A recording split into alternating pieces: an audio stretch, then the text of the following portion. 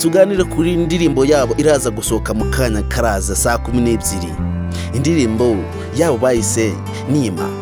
Indirimbo yakorewe amashusho mu gihugu cya Tanzania.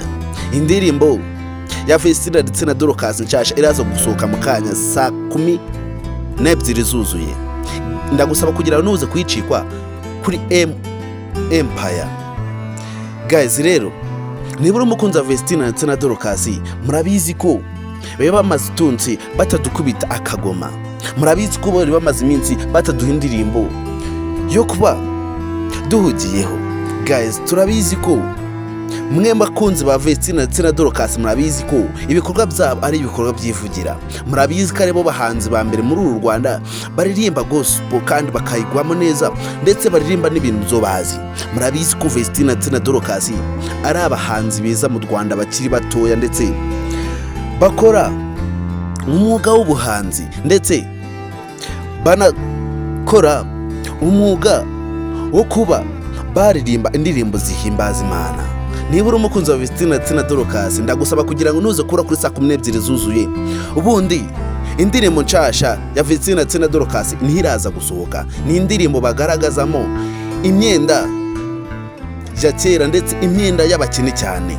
Ni indirimbo uraza kungukiramo utuntu twinshi. Ni indirimbo uraza kuboneramo utuntu dushimishije cyane. Nibura umukunzi wa Vestine ndetse na Dorcas.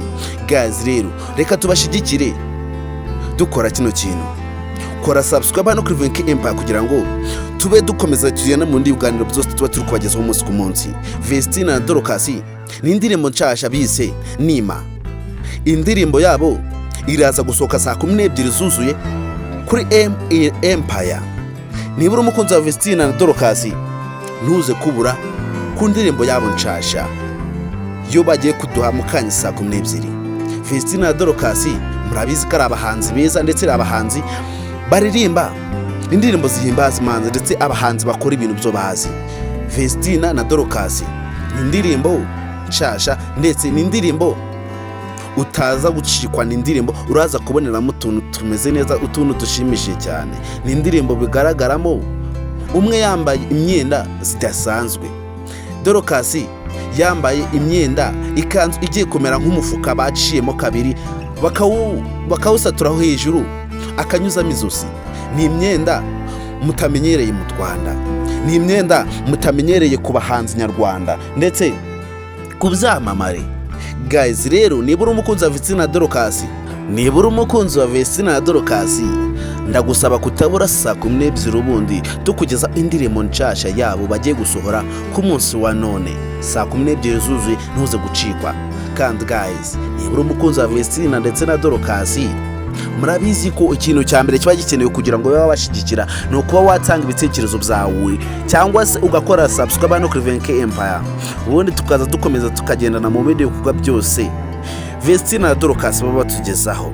Kandi niba unashaka kugira umenya amakuru y'ibindi byamamare, ndetse ukabona ashaka kumenya amakuru y'ibindi byamamare bizasohora indirimbo muri kino cyumweru, utanga igitekerezo cyawe hasi kuri comment, ube wambwira icyamamare ushaka kuba wamenyaho, kuba twakikubwiraho, ukamenya n'igihe kizasohora indirimbo, cyangwa se muri kino cyumweru indirimbo ziraza gusohokamo umubare wazo.